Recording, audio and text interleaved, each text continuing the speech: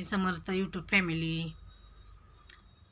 मला एक व्हिडिओ ह्या माध्यमातून करायचा होता की आजचा व्हिडिओ करण्याचं कारण महत्त्वाचं, आमच्या दारात मंदिर आहे दत्ताचं, त्यामुळे मी कधी स्वामींच्या मठापीठात गेले नाही आणि ज्या ज्या गोष्टीला मी स्वामींकडे चरणी प्रार्थना केली, दत्ताच्या चरणी प्रार्थना केली, ती माझी खरी झाली आहे।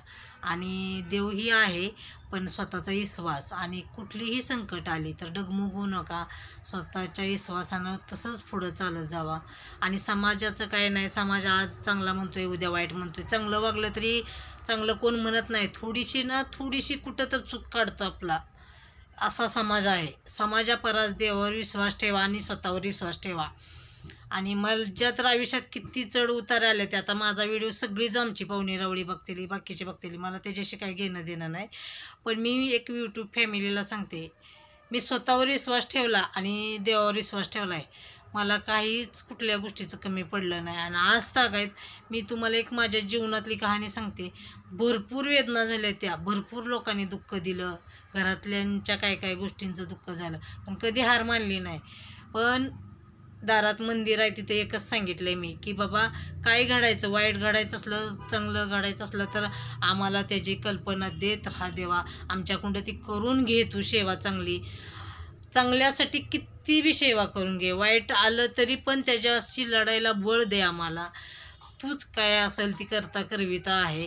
आणि एक गोष्ट कसं आहे, वरिष्ठ माणसातच देव असतो, फक्त त्यांच्याकडं चांगल्या गोष्टीनं लक्ष द्या। आपण त्यांना काय देत नाही, घेत नाही, द्यायचं घ्यायचं काय विषय नसतो, फक्त गोड बोलणं हीच आपल्यासाठी महत्त्वाचं आहे। आता मला जर म्हणते तुझी सासूबाई आहे ते तुला काय, त्या एकट्या राहत्या त्या तर छान आहे त्यांच्या त्या।